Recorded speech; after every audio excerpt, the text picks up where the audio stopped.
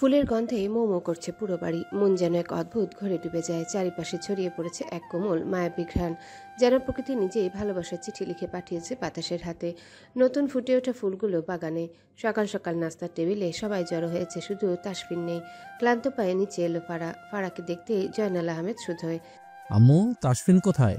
চারিদিকে দৃষ্টি বুলিয়ে ফারা লক্ষ্য করলো সত্যি তাসফিন নেই। আরিফা আহমেদ একই টোনে ব্যস্ত হয়ে বলেন, ফারহাদ, যা মা, তাসফিনকে তাড়াতাড়ি নিচে আসতে বল।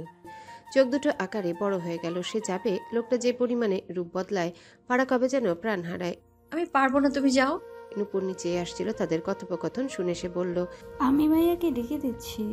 একবার সিঁড়ির দিকে দিতেই শুনতে পেল মাহিরের হাঁকডাক। নূপুর ছুটে গেল তার দিকে। আরিফা আহমেদ ক্ষিপ্ত মেজাজে বলে ওঠেন, ফারহাদ, তুই কি যাবি? রাগে ফুঁসতে ফুঁসতে এগিয়ে গেল ফারা। মনে মনে আল্লাহকে ডাকছে সে। তাসফিনকে ভীষণ ভয় লাগে তার। লোকটা বড্ড জাদ্রেল। জাদ্রেল নয়, অসভ্য, ফালজিল, নির্লজ্জ, একটুও লজ্জা নেই। মনে মনে হাজারটা বকা দিয়ে এগোতে লাগলো ফারা। ডান দিকে গিয়ে নিজের ঘরটা দেখতে পেল। তার পাশে আরও একটা ঘর রয়েছে, ওখানে থাকছে ফাজিল, লেফটেন্যান্ট সাহেব। তার রুমের কাছে এসে পা জোড়া থামলো ফারার। এলোমেলো দৃষ্টি ফেললো সে। আশেপাশে এক নজর তাকিয়ে লম্বা ঢোক গিলে ভেতরের উদ্দেশ্যে পা বাড়ালো। দরজার কপাট খোলাই ছিল, ধাক্কা দিতেই খুলে গেল পুরোটা। কেউ নেই ভেতরে। ফারা ভ্রুদয় কুচকে এলো তার। খট শব্দ করে ওয়াশরুম থেকে বেরিয়ে এলো তাসফিন শেখ। পরনে শুধু টাওয়েল ছাড়া আর কিছুই নেই। সদ্য সাবান নিয়েছে বোধহয়, তাই তো চুল থেকে নিদারুণ ভঙ্গিতে টুপটুপ করে পানির ফোঁটা পড়ছে ফ্লোরে। ফারা অনুভব করছে তার গলা শুকিয়ে আসছে। পেটানো শরীরটা বেশ নজর কাড়া। চোরা চোখে বারবার তাকে দেখছে ফারা। কি চাই মিসেস শেখ? ওভাবে চোরের মতো না থেকে সোজাসুজি তাকান। আমাকে দেখতে ইচ্ছে করছে বললেই চলে, আমি নিজে দেখিয়ে দিচ্ছি। দু কদম পিছিয়ে গেল ফারা। পিটপিট চোখ করে তাকালো তাসফিনের দিকে। আম্মু ডাকছে আপনাকে। তাসফিন বাঁকা হাসলো। হুট করেই তেরে এসে টেনে ধরে ফারার হাতখানা। হক চুকিয়ে গেল ফারা। উফ মিসেস শেখ, আপনি তো নরম কেন, একদম তুলার মতো। হাত ধরতে এমন হচ্ছে, জড়িয়ে ধরলে তো একেবারে। চুপ, নির্লজ্জ লেফটেন্যান্ট সাহেব। যান তাড়াতাড়ি খেতে, সবাইকে উদ্ধার করুন খেয়ে। খাবার পরে দেখছি, আগে আপনাকে খাই, এরপর। বাকি কথাটা শেষ করতে পারল না তাসফিন। তার পূর্বেই নূপুর ডেকে ওঠে। ভাইয়া, ভাইয়া। নূপুর ডাক শুনে সরে গেল তাসফিন। দরজার সামনে এলো নূপুর। দুজনকে একসাথে দেখে মৃদু হাসলো নূপুর। ও ফারা, তুমি এসেছো? আমি আবার এলাম ভাইয়াকে ডাকতে। ভাইয়া, আন্টি ডাকছে, তাড়াতাড়ি এসো। নূপুর প্রস্থান করতে তীক্ষ্ণ দৃষ্টিতে তাকালো তাসফিন। ফিসফিসিয়ে বলল, তোমাকে তো পরে দেখে নেবো সুখ। আজকে রাতে তুমি কাঁদবে, আর কান্নার কারণ হবে এই তাসফিন শেখ।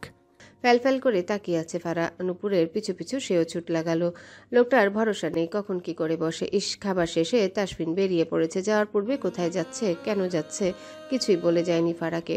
আরিফা আহমেদের সাথে কথা হয়েছে, নাকি বলেছে বিকেলের দিকে ঢাকা রওনা দিবে। বন্ধ গোডাউনের ভারী লোহার দরজাটা চাপা শব্দে খুলে গেল। অন্ধকারের ভিতর থেকে ধীরে ধীরে ভেতরে পা রাখলো তাসফিন শেখ। বাইরে ঝাঁঝালো বাতাস পেছনে ফেলে সে এক নিঃশব্দ জগতে প্রবেশ করলো, যেখানে সময় থমকে আছে আর আলো যেন ইচ্ছাকৃতভাবে গা ঢাকা দিয়েছে।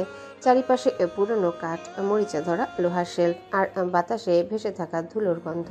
সবকিছু মিলিয়ে একটা চাপা উত্তেজনা ছড়িয়েছিল গোটা পরিবেশে। তার অপেক্ষায় ঠিক সামনের কংক্রিট দেয়ালে ছায়া দাঁড়িয়েছিল নিহাল। ঠোঁটের কোণে এক রহস্যময় হাসি, চোখে চাপা উত্তেজনার ঝলক। সে যেন জানতো আজকের এই রাত শুধু একটা সাক্ষাৎ নয়, একটা মোড়, যেখানে গল্প নতুন মোড় নেবে। তাসফিনের পা থেমে গেল কিছু দূরে এসে। দুজনের মাঝখানে কয়েক হাত ফাঁকা জায়গা, কিন্তু বাতাস ভারী হয়ে উঠেছে অজস্র না বলা কথায়। নিহাল এগিয়ে এলো ধীরে ধীরে। গলা থেকে নিঃসৃত হলো নিচু স্বরের একটাই শব্দ, তুই এলি শেষমেশ। ওই জানোয়ারটাকে বেঁধে রেখেছে। তাসফিন কোনো রকম বাক্য ব্যয় না করে ভেতরের দিকে যেতে লাগলো। জ্ঞান হারিয়ে চেয়ারে বাঁধা অবস্থায় বসে আছে সাইফুল। সাইফুলকে দেখে চোয়াল শক্ত হয়ে আসে তার। রাগে ফুঁসছে সে। চোখের ইশারায় নিহালকে জাগাতে বলল। পাশে থাকা পানির বোতল তুলে সজোরে পানির ঝাপটা দিল মুখের উপর ছুঁড়ে ফেললো নিহাল। সাইফুল চমকে উঠে বোঝার চেষ্টা করে তার সাথে কি হচ্ছে। তাসফিন, তুমি আমাকে আটকে রেখেছো কেন? কি চাও তুমি? কেন করছো এসব? সাইলেন্স। ফাঁকা ঢোক গিলল সাইফুল। পাশে থাকা বড় রডটা হাতে তুলে নিল তাসফিন। এগিয়ে এসে সাইফুলের সামনে রাখা চেয়ারে বসলো। দাঁতে দাঁত পিষে হিসিয়ে বলল, তুই কেন এমন করলি সাইফুল? থরথরিয়ে কাঁপছে সাইফুল। প্রাণ পাখিটা যায় যায় অবস্থা তার। কি করেছি আমি? চোখের কার্নিশ লাল হয়ে আছে তাসফিনের। সাইফুলের প্রতি রাগটা তরতর করে বেড়ে চলেছে। কি করেছি জানিস না সাইফুল? তুই দেখো তাসফিন, তুমি যদি ভেবে থাকো আমাকে এসব বলে ভয় দেখাবে, ভুল করছো। ভুলে যাচ্ছ নূপুরের কথা। কথার পিঠে থামিয়ে কথাগুলো বলল সাইফুল। রাগান্বিত স্বরে চেঁচিয়ে উঠল তাসফিন। জানোয়ারের বাচ্চা, তোর কি মনে হয় আমি তোকে আমার বোনের ধারে কাছে আসতে দেব? তোকে তো আমি। আকস্মিক হো হো করে হেসে উঠল সাইফুল। এতক্ষণ ভেতরে থাকা সব ভয় ডর উবে গেল মুহূর্তের মধ্যে। তার মধ্যে কোনো রকম অনুশোচনা নেই। হাসির শব্দ পুরো গোডাউনের ভেতর ছড়িয়ে পড়েছে। হিংস্র ভঙ্গিমায় বলে ওঠে, আমি কি ভয় পাই তোকে তাসফিন? তুই আমাকে নূপুরের কাছে যাওয়া থেকে আটকাতে পারবি তো? হাত জোড়া থামে তাসফিনের। চোয়াল শক্ত করে দাঁড়িয়ে পড়ে সে। পাশে থাকা নিহাল ফুঁসছে রীতিমতো। সাইফুল ফের বলে ওঠে, যেখানে নিজের বউয়ের কাছে যাওয়ার থেকে আটকাতে পারিসনি, সেখানে আমার বউয়ের কাছে যাওয়ার থেকে আটকানোর তুই কে? বুকের ভিতরে কেঁপে উঠল তাসফিনের। থমকে দাঁড়ায় সে, কলার চেপে ধরে। কসম আল্লাহর, আমি তোকে জবাই করে ফেলবো সাইফুল। তার ছেলের ভঙ্গিতে হাসছে সাইফুল। ফোনে ভিডিও আছে, দেখ। যা তাসফিন, আগে নিজের বউকে দেখ। মাথা কাজ করছে না তাসফিনের। নিজের চুল খামচে ধরেছে সে। নিহালের দিকে তাকিয়ে অস্থির কণ্ঠে বলল, ফোন কই ওর? ফোন দে নিহাল। পকেট থেকে ফোন বের করে এগিয়ে দিল নিহাল। কাপা হাতে দ্রুত গ্যালারিতে প্রবেশ করে তাসফিন। ভিডিও অনুসন্ধান করে অবশেষে পেল সে। নিস্তব্ধ রাতে ঘুমিয়ে আছে ফারা। চুপচাপ শুয়ে নেই সে। এদিক সেদিক করছে মাঝে মাঝে। নড়াচড়ার কারণে শাড়ির অনেক অংশই সরে গিয়েছে। ফলস্বরূপ শরীরের অনাবৃত অংশগুলো দেখতে পাওয়া যাচ্ছে। প্রায় সবকিছুই খোলামেলা স্তম্ভ হয়ে গেছে তাসফিন। ফারা তাকে বলেছিল সে ফিল করতে পেরেছে কেউ একজন তাকে দেখছিল। সে বারবার বলেছিল রুমে কেউ ছিল। ফোনটা শব্দ করে নিচে পড়ে গেল। থমকে গেল তাসফিন। সে একটাবার যদি ফারার কথা বিশ্বাস করত। তার ছেলে সেই হাসি আবারও কানে এলো তাসফিনের। ভাই, তোর বউ এত হট কি বলবো, জাস্ট ফিদা হয়ে গেছি। শুধু আমি না, আমার সাথে সাথে তো সৌহার্দ্য ওর উপর ফিদা হয়ে গেছে। উফ মাইরি, একবার হলেও ওর সাথে। জানোয়ারের বাচ্চা, সপাটে লাথি দিয়ে উল্টে চেয়ার সহ ফেলে দিল নিহাল তাকে। কুত্তার বাচ্চা, তুই শেষমেশ ফরহাদের দিকে। তোর তো বউ নেই, না হলে তোর বউটেও আদর করতাম নিহাল। সাইফুলের কথাগুলো কাটা দিচ্ছে নিহালের গায়ে। তাসফিন দাঁড়িয়ে আছে চুপচাপ। সে এখন যা করতে চলেছে তাকেও ভাবতেও পারবে না। তুই আর যাই করতি, আমি তোকে বাঁচিয়ে রাখতাম সাইফুল, কিন্তু তুই আমার সবচেয়ে পার্সোনাল জিনিসের দিকে নজর দিয়ে বড্ড ভুল করে ফেলেছিস। চোখ উঠিয়ে তাকালো সাইফুল। নিহাল বোঝার চেষ্টা করছে তাসফিনের ভাবান্তর। তাসফিনের রাগ একমাত্র সেই দেখেছে। আজকে সাইফুলের সাথে ঠিক কী হতে চলেছে তা সে আন্দাজ করতে পারছে। নাম সাইমন, বহুরূপী এক। তোর ভাই সাইফুল যে আপাতত অস্ট্রেলিয়ায় বসে আছে, তুইও ছোট ভাই, তাই তো? নূপুরের সম্পর্ক হয় সাইফুলের সাথে, বিয়ে হয় সাইফুলের সাথে, অথচ সে অস্ট্রেলিয়া চলে যায় আর তার জায়গা নিলি তুই। তাসফিনের কথা শুনে চমকে তাকালো নিহাল। তার মানেও সাইফুল নয় সত্যি। এর মানে নূপুরের সাথে এই লোকটা এত বছর ধরে অবৈধ সম্পর্ক করে চলেছিল। তাসফিন আবারও বলতে শুরু করল, মুখে প্লাস্টিক সার্জারি করানো হয়েছে একমাত্র আমাদের ধোঁকা দেওয়ার জন্য, এবং কেউ যে মাহির, ওকেও তুই ব্যবহার করেছিস। বাঁকা হাসলো সাইফুল নামক ছদ্মবেশী সাইমন। আরে বা, সব তো দেখি জানিস। হাতে নেওয়া ছুরি দিয়ে কবজি কেটে দিল তাসফিন। গগন কাঁপিয়ে চিৎকার করে উঠল সাইফুল। শালা, তোদের মতো পাচারকারী খুব বেশি দিন টিকতে পারে না। আগে তোকে শেষ করব, এরপর তোর অস্ট্রেলিয়ার ভাইকে। তোর এত সাহস আমার বোনের সাথে এত বড় ধোকাবাজি করিস, কুত্তার বাচ্চা! কথাটা বলে ধারালো লম্বা ছুরিটাই তুলে নিল তাসফিন। হ্যালো, শেষ, সবকিছু শেষ আরিয়ান। নিহালের ফোন পেয়ে প্রথমে চমকালো, কিন্তু শেষ শুনে আটকে উঠে সে। কি হলো নতুন করে? কি হয়েছে বলবি প্লিজ? সাইফুল। কি বলছিস তুই? মানে সাইমন?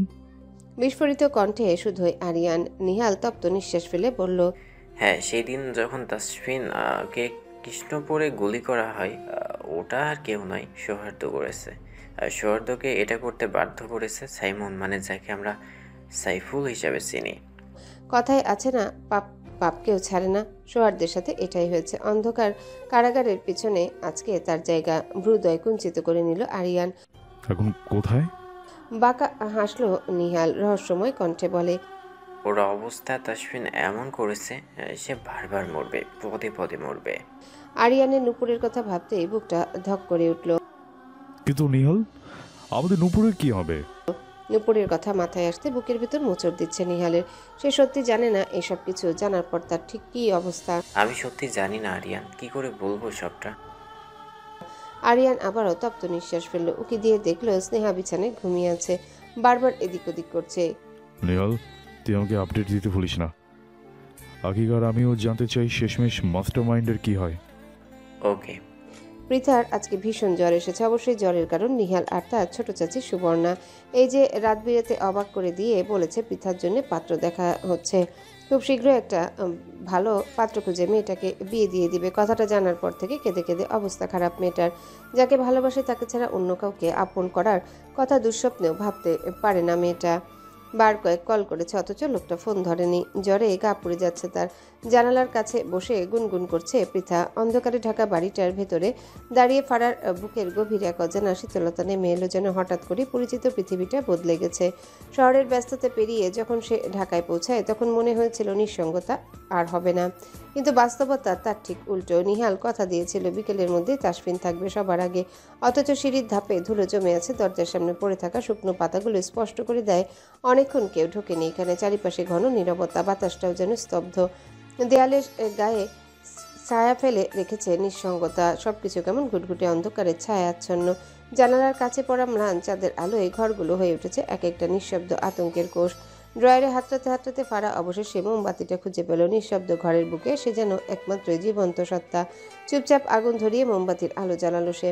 মোমবাতির আলোয় ঘরের প্রতিটা জিনিস নতুন রূপে ধরা দিল। চেনা সোফাগুলো, জানালার পর্দা, দেয়ালের ঘড়িটা দেখলো রাত 12:30 ছুঁই ছুঁই। বাড়ির সদস্যরা নেই, কেন নেই তাও জানে না ফারা। নুপুর ঝুমুরকে এর সঙ্গে আনেনি নিহাল। ওরা নাকি কাল আসবে। সিঁড়ির প্রতিটা ধাপে পা ফেলার সময় ফারার মনে হচ্ছে কিছু হবে। অন্ধকারে মোমবাতির কাপা আলো হালকা।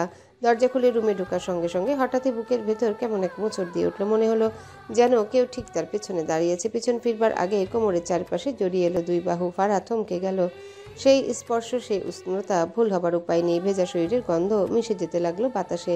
তার শরীরের তাপ পোশাক ভেদ করে পৌঁছে গেল ফারার গভীরে। কাঁপতে কাঁপতে ফিসফিস করে সে বলল, লেফটেন্যান্ট সাহেব। তাসফিনের নিঃশ্বাস ঘাড়ে পড়ছে, জ্বলন্ত এক ধরনের উষ্ণতা। শব্দহীন অথচ প্রবল উপস্থিতি দিয়ে সে মিশে যাচ্ছে ফারার অস্তিত্বে। ফারা দুটি হাত অনিচ্ছায় নড়ে চড়ে উঠলেও তাসফিন যেন শোনে না কিছুই। ঘাড়ে এক নরম চুমু রেখে সে বলে উঠে কাঁপা কণ্ঠে, কাঁদাতে এসছে আজ নিজের মতো করে। ফারার চোখ বুজে আসে, শরীর থরথর করে কেঁপে ওঠে ভেতরে। ছেড়ে দিন। আই এম সরি সুখ, আমার ছোট্ট একটা ভুল হয়েছে জান। তোমার কথাটা বিশ্বাস করা উচিত ছিল সেদিন রাতে। ফারা বুঝল না তাসফিনের কথার অর্থ। আলো অন্ধকারের মাঝে তৈরি এক অন্যরকম আবহে তাসফিন হঠাৎই ছোট্ট একটা মসৃণ কাপড় তুলে নিজের চোখ বেঁধে নিল, যেন অনুভূতিকে বাড়িয়ে দিতে চায়। চক্ষু সীমা পেরিয়ে ছুতে চায় শুধু অনুভব দিয়ে।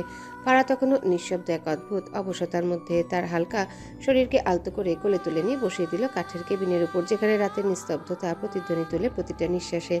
তারপর মোমবাতির আলোয় দুলতে থাকা ফিতের গিট খুলে দিল তাসফিন ধীরে স্থির হাতে, যেন কোনো প্রাচীন কিছুর খোলস খুলছে। সে বুকের ভিতর ধুকপুক করছে। রমণীর সফেদ রঙের শার্ট খুলে পরিয়ে দেয় ফারার বদনে, যেন তার সমস্ত অস্থিরতা ঢেকে দিচ্ছে তারই পরিধানে। প্রণয়ের এক আদান প্রদান, যেখানে গন্ধ স্পর্শে বুনে যায় এক অপার্থিব বন্ধন। তবু অবাধ্য ছোঁয়ায় ফারার ভিতর কেঁপে ওঠে সমস্ত অনুভব। কণ্ঠনালীর কাছে এসে জড়িয়ে যায় শব্দ। ভাষাহীন হয়ে পড়ে সে। ঠোঁটের কোণে জমে থাকা নিঃশ্বাসটুকু আটকে আছে। চোখ থেকে ধীরে সেই মসৃণ কাপড় সরিয়ে তাসফিন এবার ফারার দুটি নরম হাত জড়িয়ে বাঁধল, হালকা কিন্তু দৃঢ়। চমকে উঠল ফারা, চোখে বিস্ময়, ঠোঁটে কম্পিত প্রার্থনা। না প্লিজ। তাসফিন কানে কানে ফিসফিস করে কণ্ঠে মাদকতা মেশানো কণ্ঠে বলে, শুধু একটু কাঁদবে আজ, আর কিছুই না। তার বুকের বাঁ পাশে হৃদস্পন্দন যেন যুদ্ধ ও ঘোড়ার খুঁড়ের মতোই ছুটে চলছে। অস্তিত্বের সবটুকু নিয়ে শীর্ণ বদনখানি কোলে তুলে নিল সে। ভেজা শরীরের উষ্ণতায় একাকার করে দিল ফারাকে। সেই উষ্ণতা স্পর্শ করলো তার হাড়গোড় পেরিয়ে আত্মার গহীনেও। এগিয়ে গেল বিছানার দিকে, যেন নিঃশব্দ কোনো স্মরণস্থল। ফারাকে শুইয়ে দিল মুখমুলি চাদরের উপর। শক্তপোক্ত প্রশস্ত দেহের ভারে চাপা পড়ে গেল ফারার শীর্ণ কোমল শরীর। দুটি বিপরীত সত্তা, কিন্তু একটা স্পন্দনে বাধা। তার চোখ ধীরে ধীরে বুঝে আসে, অবচেতনভাবে মিশে যায় সেই ছোঁয়ায়, যেটি ছিল ঘূর্ণিঝড়ের মতো বেপরোয়া, আবার সমুদ্রের মতোই প্রশান্ত। ফারা বুঝে যায় কিছু অনুভবের ব্যাখ্যা নেই, কিছু মুহূর্ত ভাষার বাইরে। তাসফিন তখন ফিসফিস করে বলে, Let me break you only to hold you closer. You are mine, in light, in darkness, in every breath. এতক্ষণে ফারা লক্ষ্য করেছে তাসফিনের হাতে লালচে তরল পদার্থ। রক্ত। জান প্লিজ, ওয়ান্স মোর। আর এটা আমার রক্ত, রক্তে রঞ্জিত করবো তোমায় মিসেস শেখ। অস্থির হয়ে ওঠে ফারা। অস্থির ফারাকে আরও অস্থির করে তুলে তাসফিন। নিজের অতি নিকটে সব সীমা পার করে ভাসিয়ে দেয় সুখের সাগরে। তপ্ত দুপুরে নেমে এসেছে শহরের ছাদে ছাদে। রোদ যেন আগুনের মতো ছড়িয়ে পড়েছে বাতাসে। দিগন্তের ওপার থেকে সূর্য গলিত সোনার মতো ঝরে পড়ছে প্রতিটা ইট পাথরের গায়ে। গাছের পাতাগুলো ক্লান্ত, নিস্তেজ বাতাসের স্পর্শে পর্যন্ত কুঁকড়ে যাচ্ছে যেন। হাওয়া নেই, নেই কোনো শব্দ। দূর থেকে ভেসে আসছে একটা কাকের কর্কশ ডাক, একঘেয়ে আর বিরক্তিকর। ছাতা হাতে বেরিয়েছে ঝুমুর আর নবীন, দুজনে পথে পথিকম। পিচঢালার রাস্তাগুলো কাঁপছে গ্রীষ্মের মরিচিকায়। মানুষগুলো যেন রোদ থেকে পালিয়ে বেড়াচ্ছে, আর ছায়া খুঁজে পাওয়া যেন আজ কোনো বিলাসিতা। এই দুপুরের সময় যেন ঘুমিয়ে পড়েছে, ঘড়ির কাঁটা চলছে। শুনো নবীন, আমার সামনের মাসে লাস্ট ইয়ারের এক্সাম আছে, তুমি আজকেই আমাকে বাড়ি পৌঁছে দাও। নবীন মন দিয়ে ঝুমুরের কথাগুলো শুনলো, কিয়ৎ সময় ভেবে বলল, ঠিক আছে, আমি মায়ের সাথে কথা বলে বিকেলে বলছি।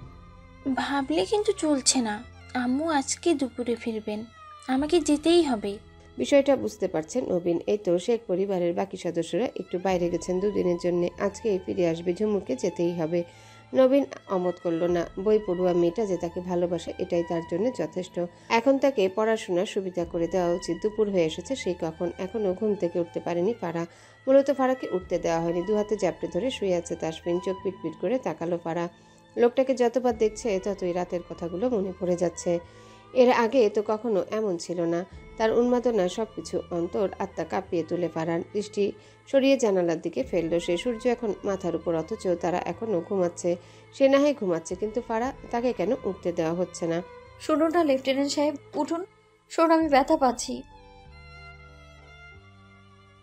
কেউ শুনল না ফারার কথা। উল্টো হাতের বাঁধন দৃঢ় হলো তার, খুব শক্তভাবে জড়িয়ে ধরেছে তাকে। ব্যথায় অস্ফুট স্বরে গোঙাতে লাগলো ফারা। প্রাণ পাখিটা যায় অবস্থা। শুনুন না প্লিজ, এবার তো সরুন। আর কিছু সময়। জড়ানো কণ্ঠে বলা বাক্যটি তীব্রভাবে কর্ণ স্পর্শ করলো ফারার। নিষাক্ত কণ্ঠে হুঁশ হারাচ্ছে সে। রাত থেকে এভাবেই জড়িয়ে আছে তাকে, একটুও ছাড় দেয়নি। রাতে ঘুমোতে পর্যন্ত দেয়নি ফাজিল কমান্ডার তাকে। যখন একটু ঘুমাতে চেয়েছিল ঠিক তখনই বুকে নিজের জায়গা করে নিয়েছে। না না, সরুন, আমি উঠবো, ওয়াশরুমে যাব। না, আর একটু ঘুমাই। না, ওয়াশরুমে যাব তো। এবার মুখ তুলে তাকালো তাসফিন। চোখের কার্নিশ লাল হয়ে আছে তার। ফারা পিটপিট করে দেখলো প্রণয় পুরুষকে। পরপর নাক ডুবিয়ে দিল গলায়। লম্বা নিঃশ্বাস টেনে কিয়ৎক্ষণ একইভাবে শুয়ে রইল। হাঁসফাঁস করছে ফারা। চট করে পাশের টাওয়েল তুলে কোমরে জড়িয়ে নিল তাসফিন। উঠে দুহাতে পাজা করলে তুলে নেয় তার চুল তুলে ফুটফুটে বউটাকে। পরনের সফেদ রঙা শার্ট এখন শুকিয়ে গেছে, যা বাকি রাতটুকু ফারার নাজুক বদনে লেপটেছিল। আমি পারবো যেতে। পারবে না সুখ। ওয়াশরুমের দরজার সামনে আস্তে করে ফারাকে নামিয়ে দিল তাসফিন।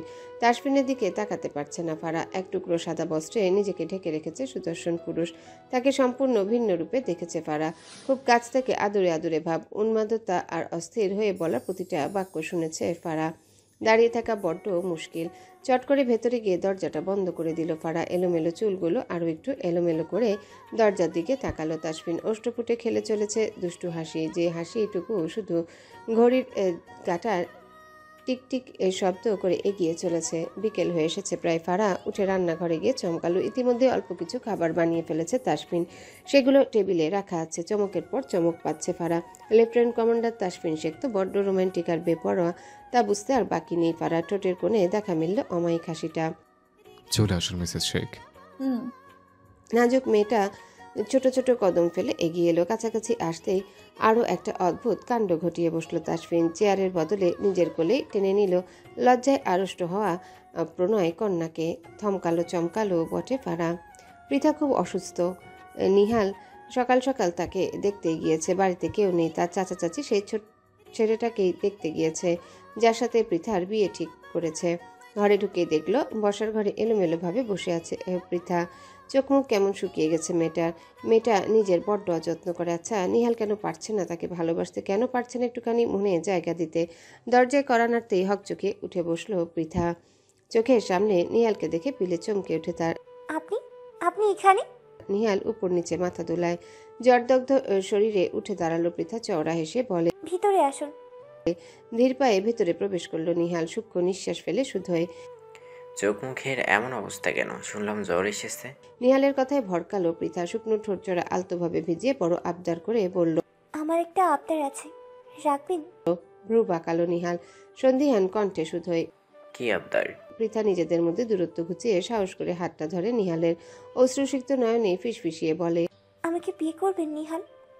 আমার বিয়ে ঠিক হয়ে যাচ্ছে, কিন্তু আমি যে আপনি ছাড়া কাউকে কল্পনা করতে পারি না।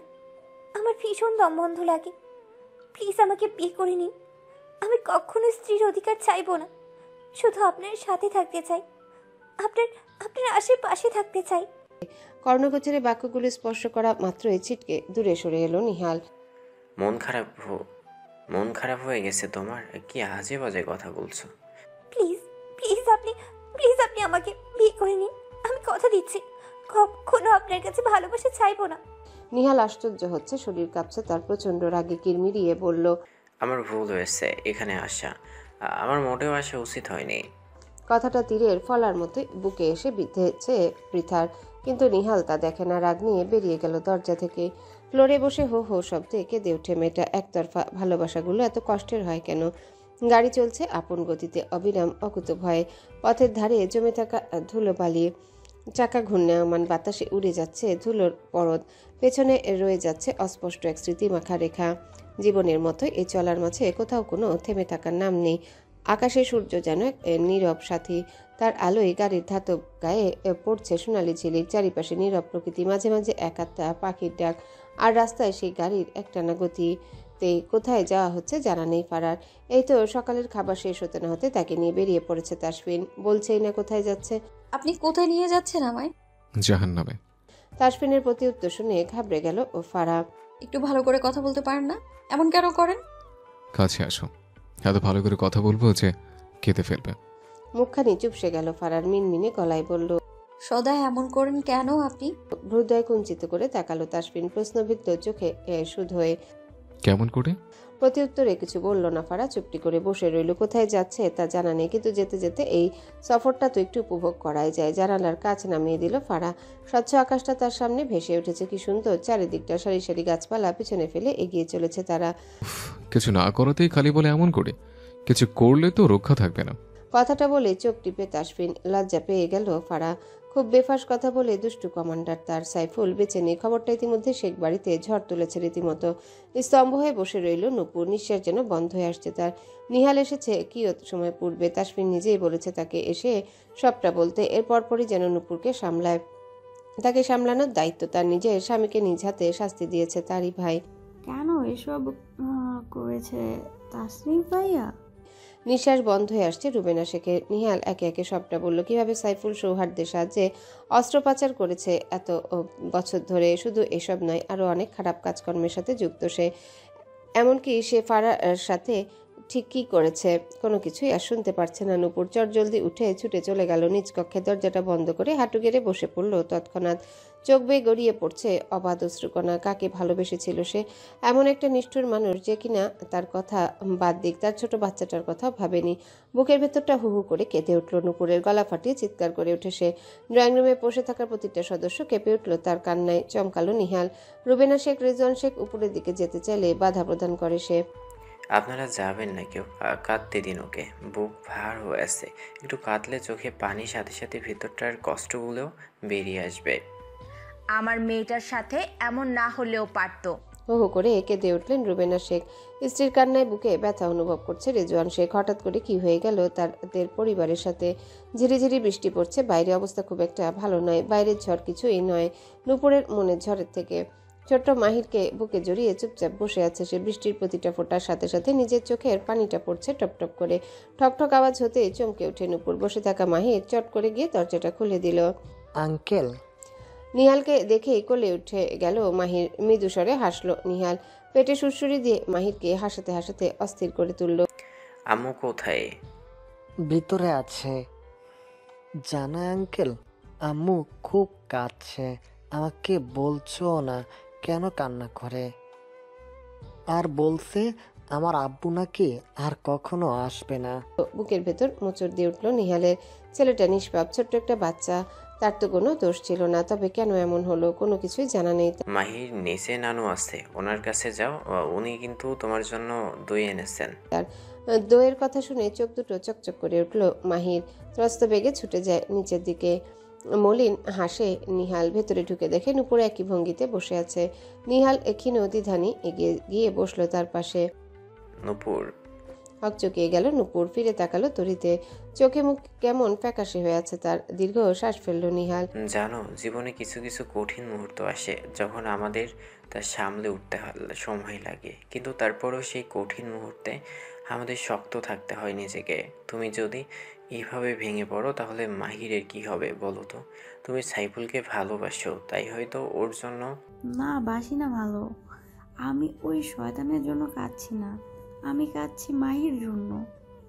আমার ছেলেটা যেন অমর না হয়। চোখে হাসে নিহাল। নূপুরের পাশে ফ্লোরে বসে পড়ে সে। লম্বা নিঃশ্বাস ফেলে বলল, আমি কখনো ভাবিনি সাইফুল এতটা নিষ্ঠুর একজন মানুষ, এতটা খারাপ, এতটা নিজ কখনোই ভাবিনি। ফারহা আমাদের সবার খুব আদরের। আমি কখনোই ভাবিনি নরপিশাচ ওর দিকে এভাবে খারাপ নজর দেবে। হুশ, চুপ যাও, কথা বলো না নূপুর, সবটা ভুলে যাও। ভুলে যাও সেই শয়তানকে। ওরকম কেউ তোমার জীবনে ছিল তাও ভুলে যাও। ফিরে তাকালো ঝুমুর, মুচকি হেসে বলল, ভুলে গেছি। সে কখন? কষ্ট হচ্ছে খুব? না, আফসোস হচ্ছে খুব। দুজনের মধ্যে পিনপতন নীরবতা। আকস্মিক সেই নীরবতা ভেঙে নূপুর ফিসফিসিয়ে বলল, আচ্ছা, আপনি আমার জন্য এখনো একা রয়ে গেছেন তাই না নিহাল ভাইয়া? আপনি আজও আমাকে ভালোবাসেন? থমকে রইল নিহাল। কিছু বলার মতো ভাষা নেই তার। কি করে বলবে, হ্যাঁ আমি আজকেও তোমাকে ভালোবাসি, আগামীতেও ভালোবাসবো। হয়তো হ্যাঁ। নির্বিকার ভঙ্গিতে তাকিয়ে আছে নূপুর। এতটা ভালোবাসা সেদিন পায়ে ঠেলে দিয়েছিল, আজ বড্ড আফসোস হচ্ছে তার। তবে সে কখনোই চাইবে না তার মতো বোকা নির্বোধ মেয়ে নিহালের জীবনে আসুক। আসবে কি বলছে, এসে গেছে পৃথা। মেয়েটাকে দেখেছে নূপুর নিহালকে প্রচণ্ড ভালোবাসে, কিন্তু নিহাল সে কেন ভালোবাসে না? ধ্যাৎ, কি বোকা নূপুর। সেই তো কাটা হয়ে আছে নিহালের জীবনে। আরিয়ান ফোন করেছে তাসফিনকে। তাসফিন বাড়িতে থাকেনি, তার কারণ আছে। সে ফেস করতে পারতো না তার বোনকে। অবশ্য এটাও জানে নিহাল আরিয়ান সবটা সামলে নিবে। আরিয়ান চিন্তিত কণ্ঠে বলল, নূপুরের অবস্থা এখন ঠিক আছে, নিহাল সবটা সামলে নিয়েছে। স্বস্তির নিঃশ্বাস ফেললো তাসফিন। আমি খুব শীঘ্রই ফিরবো, ততদিন তোরা ওদের খেয়াল রাখিস প্লিজ। আরিয়ান নির্বিকার কণ্ঠে বলল, তুই চিন্তা করিস না, আমরা আছি, আমরা এদিকটা সামলে নেব। ঝিরিঝিরি বৃষ্টি পড়ছে। বৃষ্টি নেমেছে সারাদিন ধরে। পাহাড়ের গায়ে যেন মেঘ ছুঁয়ে থাকা এক অলস দুপুর। দিগন্ত জোড়া সবুজে ভেজা পাহাড়গুলো ঢেকে গেছে ধোঁয়াটে কুয়াশায়।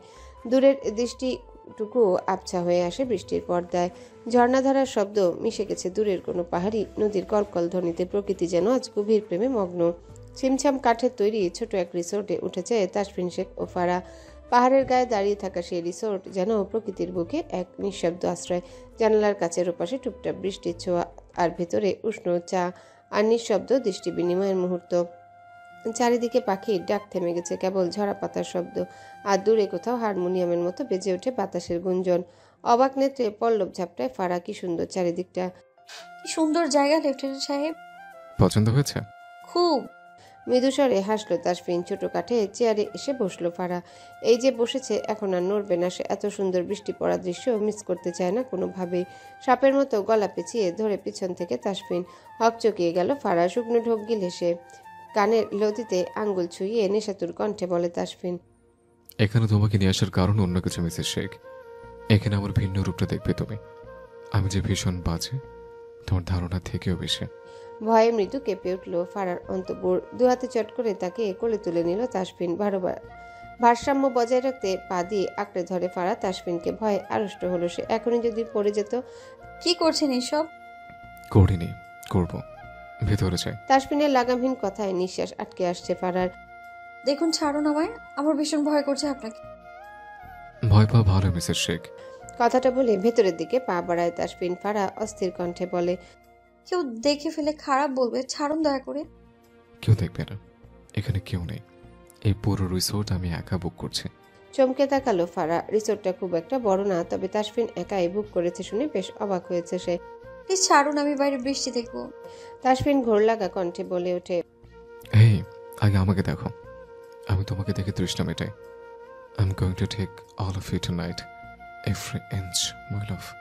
ফারা ছটফট করে কাঁপতে কাঁপতে বলল, না প্লিজ। তাসফিন মুচকি হাসে। Yes, I am. লজ্জায় কান গরম হয়ে আসছে ফারার, কিন্তু তাসফিন থামে না। এগিয়ে যেতে লাগলো রুমের দিকে। ফাঁকা ঢোক গিলে ফারা খুব ভয় করছে লোকটাকে কি হবে এখন। সেদিন তো এরকম করেননি, এখন কেন এমন করছেন? ঘোর লাগা দৃষ্টিতে তাকালো তাসফিন, মাদকতা মেশানো কণ্ঠে বলে, তোমার ফার্স্ট টাইম ছিল, দ্য জেন্টলম্যান ছিলাম, but now the gentleman is gone and the fire has just begun. টিমটিমে লাইটের আলোয় আবছায়া শরীরটা যেন এক অনাবৃত হয়ে ওঠে। পাথরের মতো ঠান্ডা সিলিং থেকে নেমে আসা একা আলো ফাড়ার পায়ের কাছে ছড়িয়ে পড়ে। ছোটখাটো ফাড়া টাওয়েল জড়ানো শরীরে যেন এক অদ্ভুত স্নিগ্ধ। জানালার কাছে বসে বাইরে ঝিরিঝিরি বৃষ্টির দিকে তাকিয়ে থাকে। বৃষ্টির ফোঁটাগুলো তার শরীরের মতোই নরম ও শান্ত একে একে গড়িয়ে পড়ে জানালার কাছে। কিছুক্ষণ আগেই তো সে মেয়েটির সাথে কত পাগলামি করলো, এই মুহূর্তেটি যেন সেই উত্তাল আবেগে লুটিয়ে ছিল। তাসফিনের বুকের মধ্যে অস্থিরতা বাড়তে থাকে। যতই সে নিজেকে ধরে রাখতে চায় ততই মনে হয় যেন এই অদ্ভুত শান্তির মাঝে একটা দুর্বার ঝড় ঘনিয়ে আসছে। কিন্তু ফাড়া তাকে সামলাতে গিয়ে হিমশিম খায়। কোলে করে রুমে এনে বিছানায় শুয়ে দিল তাসফিন তাকে। ফাড়া ভয় আর অস্থিরতায় আড়ষ্ট হয়ে পড়ে। উন্মাদ বেপরোয়া পুরুষ যখন খুব কাছে থেকে তাকে তীব্রভাবে অনুভব করে, তখন তাকে যেন এক অদ্ভুত যন্ত্রণা গ্রাস করে। তাসফিন অপ্রত্যাশিতভাবে এগিয়ে এসে স্নিগ্ধভাবে এক দীর্ঘ ওড়না টেনে তার দুহাত বেঁধে ফেলল। পাড়া চমকে ওঠে। চোখে বিভ্রান্তি আর দুশ্চিন্তা। বাধা দিতে গেলে তাসফিন অপ্রতিরোধ্য হাসিটা ভেতরের কম্পন আরও বাড়িয়ে দিল। মুহূর্তের মধ্যে তাসফিনের অদ্ভুত শক্তি পাড়ার ভিতরে এক নতুন প্রণয়ের ঢেউ তৈরি করলো। সে কেঁপে উঠল। তাসফিনের প্রতিটা স্পর্শ যেন তার বক্ষভাগে গভীরভাবে মিশে যাচ্ছিল, যেন সে এক মহাসমুদ্রে নিমজ্জিত। মুহূর্তের মধ্যে সেই শান্ত আর মিষ্টি ছোঁয়ার মধ্যে যেন এক আগুন জ্বলতে থাকে। আর পাড়া অদ্ভুতভাবে নিজেকে সেই আগুনের মধ্যে হারিয়ে যেতে দেখে। বিছানা ছেড়ে চাদর জড়িয়ে ফাড়ার কাছে এগিয়ে এলো তাসফিন। চুপচাপ পেছনে গিয়ে বেতের সোফায় বসে দুহাতে ফাড়াকে টেনে চাদরের ভেতর নিয়ে নিল আলগোছে। হকচকিয়ে গেল ফাড়া, তবে তা ক্ষণিকের জন্য শীত করছে তার। তবে উঠে গিয়ে চাদর নিতে ইচ্ছে করছিল না। উষ্ণ ছোঁয়া পেয়ে সুরসুরি লাগছে ফাড়ার, কিন্তু মুখ ভার করে বসে রইল একইভাবে। সুখ, হোয়াট হ্যাপেন্ড? মুখটা ভার কেন? দুহাত মেলে ধরে তাসফিনের সামনে ফাড়া। লালচে দাগ পড়েছে হাতের দুধারে। হৃদয় কুঞ্চিত করে তাকালো তাসফিন। রাগে ফুঁসতে ফুঁসতে বলে উঠে ফাড়া, দেখুন কি করছেন হাতের অবস্থা, আপনি এমন কেন? দুহাতে পরপর উন্মাদের মতো চুমু খেলো তাসফিন। গভীরভাবে ঠোঁট ছুঁয়ে বলল, সরি বাট নট সরি সুখ, আমি কিন্তু এমনই। শোবেন না ফাজিল লোক।